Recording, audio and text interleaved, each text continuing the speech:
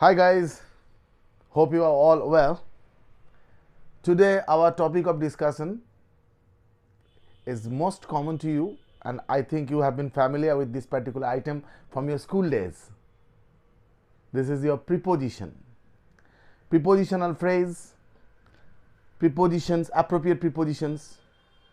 So this is an item of objective English, and I would like to say something regarding this topic.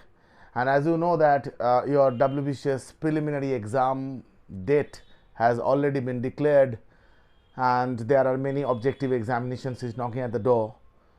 And I think preposition is such a section which is important for your academic level also. So I would like to say something regarding this topic, this particular thing, preposition. I know that you are very familiar with this item, but I know very well that this item is not so comfortable zone. You are not sure about your answers. Anyway, let's see the board. There are some questions over here. Look at that. The first sentence is, the enemy burst dash the country. The enemy burst dash the country. I know that if I ask you the answer and you are going for the answer that burst in, burst into, such like that, but I think you must know everything. Look at the board. Burst. After the verb burst, there are four prepositions are placed. Burst in, burst into, burst out, and burst upon. So these are the four prepositions are placed, and if you know the meaning and use of that particular prepositions, you know all about burst. So first of all is burst in. Burst in is a phrase. Burst in means sudden arrival. Sudden arrival. Sudden means abrupt. Suppose some of my old friends burst in my house today, and I'm very happy. Without any information, without any phone call, burst in. Sudden arrival. Next one is burst into. Into is placed after burst when the object is tears. Only when the object is tears. Burst into tears. On hearing the news of his son's death, the poor mother burst into tears. So, burst into is used in the case of tears. Then is burst out. Burst out. Burst out is used in the case of three cases. Burst out. On hearing the jokes, everybody burst out in laughter. Laughter. On hearing the news of his son's death, everybody burst into tears, I have said. Burst out in laughter. On hearing the news of his failure, the man burst out in anger. This is another use. Burst out in the case of laughter. Burst out is used in the case of anger. And another meaning is explosion. Explosion. The bomb burst out in the market complex. So we see the use of burst out in the case of laughter, burst out anger, burst out in the case of explosion. The bomb burst out in the market complex. And the last part, burst upon. This is a unique phrase. Burst upon means attack. Burst upon is a phrase which signifies attack. So here the answer should be burst upon. The enemy burst upon the country. That should be the most appropriate. But what is the answer is not important. The important is we know all about burst. So we know the use of four things: burst in, sudden arrival; burst into tears; burst out is used in the case of three cases: burst out in laughter, burst out in anger, and burst out in the case of explosion. And last part, burst upon, which signifies attack, which means attack. So these are the four use of burst. So my friends, I think you understand the use. The next sentence you see, the king deals dash equal justice to all. The king deals dash equal justice to all. And I know that you all goes for the answer, and the answer is deal with, because I believe that you are very much familiar with deal with. So your first attempt will be deal with, and that will be the wrong answer. Deal is used in the case of three cases. Deal is used. After deal, there are three prepositions are used. After deal, there are three prepositions are used. Deal with, deal in, and deal out. So what do you mean by deal with? Deal with means discuss, culture. Suppose we are dealing with English now. We are dealing with prepositions. Deal with. So it means culture. Discuss. Sometimes it is used as noun, like he is dealing with the people is not good. Dealing with means his behavior, his manners, dealing with the people, the way of behavior, way of dealing with. So dealing with is behavior. Deal with is used in the case of culture and discuss. Deal in means trade or business. Business, trade or business. Suppose he deals in sugar, he deals in education, he deals in cotton, like that. Deals in is a kind of trade or business. And the last expression, deal out, which is a phrase. Deal out means distribute. Distribute. Deal out means distribute. So the king deals out equal justice. The king deals out equal justice to all. The king deals out equal justice to all. He was distributing justice to everyone, every of his subjects. Look at the next one. He is blind dash his daughters. It's very simple, I think, and I know specifically the competitive aspirant must know the use of blind. How many kinds of blindness? After blind, there are two prepositions are placed, of and to. Blind of and blind to. Blind of is visual blindness. Now, I am blind of left eye, I am blind of right eye, I am blind of both the eyes. So it is visual blindness. Very simple. And next one, blind to. Blind to is coming from sort of affection, love, passion, sympathy, emotions. Suppose I am blind to Amitabh Bachchan's movie. I am blind to MS Dhoni. So in that cases, I am blind to Shah Rukh Khan's movies. So blind to is used in the case of affection, passion, some sort of affinity, great affinity. So in that cases we use blind to. Here you see, he is blind that his daughter. That means he loves his daughter so much, naturally he is blind to his daughters. And one thing more, blind is used in the case of own. Suppose he is blind to his own fault. So if I use own word, then you use to. He is blind to his own fault. Anyway, next one you see, he is a victim that's his own fault. So naturally you see, after victim, there are two prepositions are placed. Here, victim, you see, hello, camera. Victim of and victim to. Victim of is used in the cases of any disaster. He is a victim of flood. The people are the victims of flood, victim of COVID-19. So victim is used in the cases of any disaster.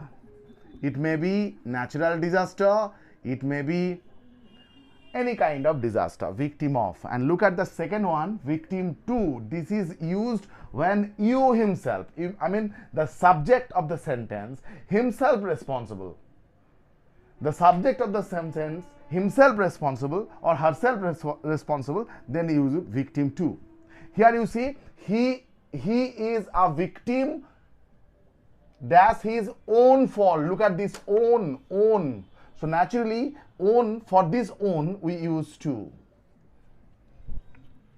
So I hope you understand the difference between of and to. These are the two similar kind of prepositions: blind of, blind to, victim of, victim to. Look at the next one, please.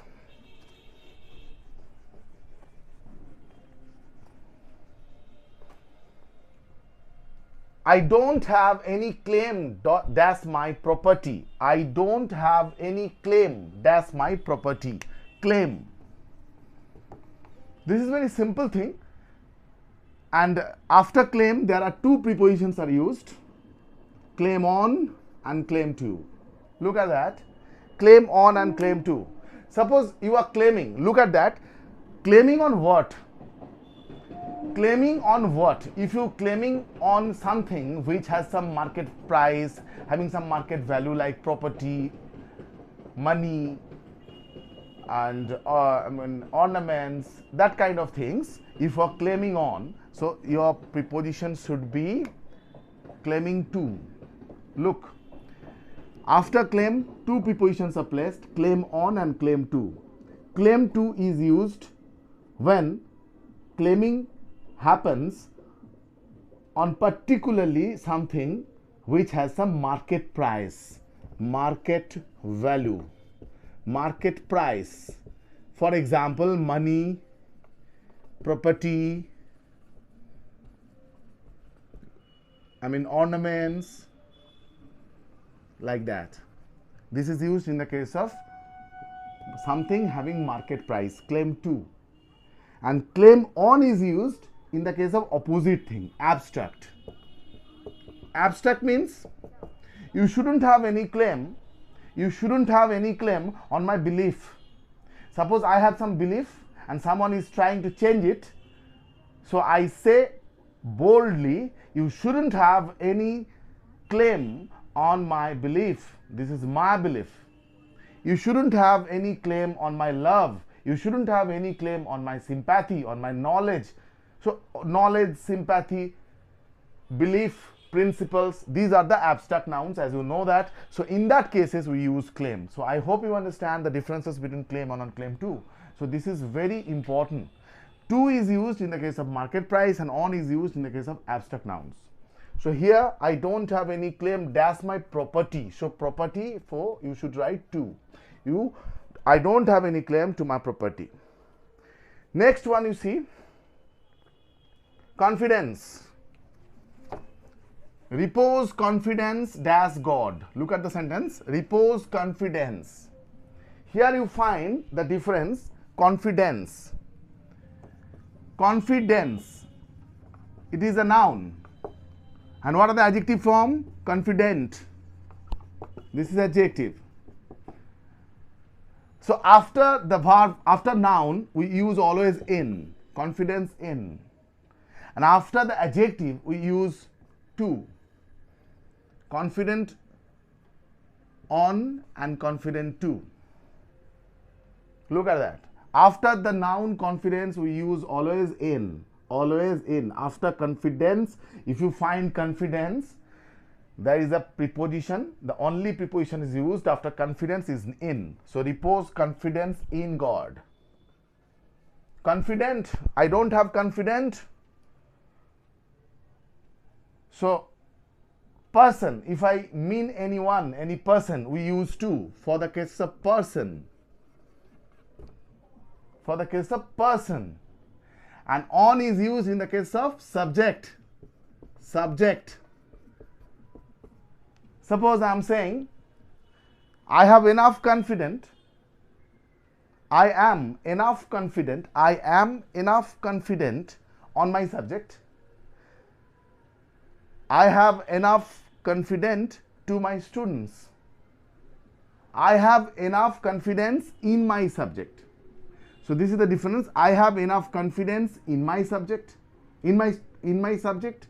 I am enough confident on my subject, and I am enough confident to my students. So in the case of person, we use to. In the case of subject, we use. On the case of confident. And for the noun, it is only used in. I hope you understand. And look at the last one, congratulate. This is also same like that. Congratulate. Congratulate. Is it a verb? And congratulation. Congratulation is a noun. And this is very simple. When we use noun, we use on. Single preposition is used. And congratulate for. Look at that. I bid you congratulations. I bid you congratulations. I bid you congratulations for your success. Oh, I'm sorry. I'm just altering this. I'm altering this. This is very, very interesting. You see, this happened for any person. You see, congratulations for and congratulate on. That should be. You see, don't mix it up. So this, in very cases, sometimes it's altering. So I bid you congratulations. I bid you congratulations for your success.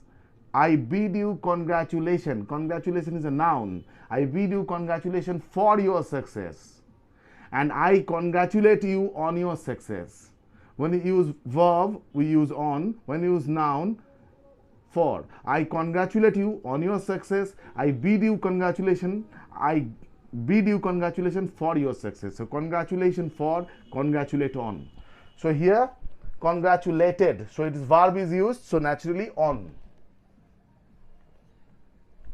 So in that way you have to remember. I have just given you some sentences taken from the question papers. So these are the pattern of the. These are the pattern as well as the standard of the question papers for the competitive examinations. So be conscious, and in that way you have to learn. There are many more of that. You have to prepare at least 150 to 200 cases in that way. So, and other than that, you have to remember some sort of phrases. These are phrases, prepositional phrases. Look at that. I'm just giving you an example. Look at that, atone for. Okay. Averse to. These are the phrases. So these are prepositional phrases. What do you mean by atone for? You have to atone for your misdeeds. You have to atone for. Atone for means to be repentant. To be repentant. This is the meaning. You have to atone for your misdeeds. What do you mean by averse to? Averse to means not interested. Suppose my brother is averse to hard work. Averse to means not interested, not willing, not interested. So these are the phrases. Delve into. Delve into. Delve into means participate. Delve into means participate. Suppose religious leaders should not delve into politics. Religious leaders should not delve into politics. Delve into means participate. So these are the unique phrases you see. Conducive. Conducive to. Conducive to. Favorable. This atmosphere is conducive to study. Conducive to means favorable. Clear? This is used. Meaning of that particular word, conducive to. So these are many other phrases, and I will provide you a list of these kind of phrases which are important and essential. And for this, today, my discussion on prepositions, I hope you understand, and just tell me your reactions. What do you want? What do you exactly want? And how do you feel? If you have any questions regarding this, just ask me without any hesitations. Ask me in YouTube channel. Thank you very much.